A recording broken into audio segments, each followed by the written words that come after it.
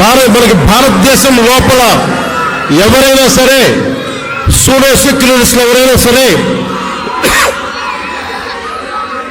Secularism పేరు మీద pseudo secularist వాదులు ఇది భారతదేశ ఆర్మీని కానీ డిఫెన్స్ ఫోర్సెస్ ని కానీ బలహీనపరిచే విధంగా కించపరిచే విధంగా అలాంటి వ్యాఖ్యలు చేస్తే మటుకు మనందరి కర్తవ్యం వాళ్ళకి బలమైన జవాబు చెప్పడం. వాళ్ళు ఏ స్థాయి వ్యక్తులైనా కావచ్చు. అలాగే మురళీ నాయక్ 23 ఏళ్ల కుర్రవాడు. మురళీ నాయక్ దేశం కోసం సినిమాలు చూడలా, సినిమాలు చండిని చెప్పలా, భారత్ మాతాకి జై చెప్పాడు. ఎప్పుడైతే భారత్ మాతని ప్రేమిస్తారో వాళ్ళు నిజమైన దేశ పౌరులు. సినిమాలు రావచ్చు, సినిమాలు పోవచ్చు.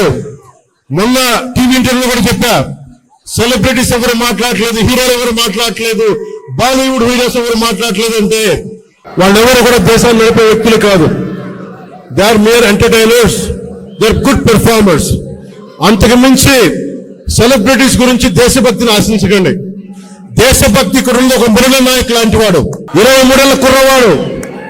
పోతే సైనికుడిగా పోవాలి, దేశాన్ని కాపాడుతూ పోవాలి. అలాంటి మురళికి మనం ఏం చెప్పగలం? తల్లిదండ్రులకి ఏం చెప్పగలం? ఒకటి దేశం కోసం ప్రాణాలు ఒడ్డేసి వెళ్ళిపోయిన మురళీ నాయక్ ఆత్మకి శాంతి కలగాలని కోరుకుంటూ నిరంతరం మన గౌరవ ప్రధాని శ్రీ నరేంద్ర మోదీ గారికి ఎల్లప్పుడూ వెన్నంటే ఉంటాం, అండగా ఉంటాం అని తెలియజేసుకుంటూ శాంతి శాంతి శాంతి శాంతి కపోతాలు ఎగరేయటం, శాంతి వచ్చే వాళ్ళు పనిచేయం. సహనం సహనం సహనం సహనంతో చేతులు కట్టేశారు. చాలు, మా ఇళ్లలోకి దూరొచ్చి కొడితే మీ సరిహద్దుల లోపలికి వచ్చి దూరి కొడతాం.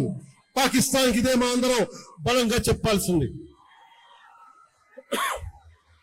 మీ అందరికీ ధన్యవాదాలు తెలుపుకుంటూ ఒకసారి మురళీ నాయక్ ఆత్మకి శాంతి కలిగేలా మనందరూ ఒక అమర్ రహే చెప్దాం. మురళీ నాయక్, మురళీ నాయక్,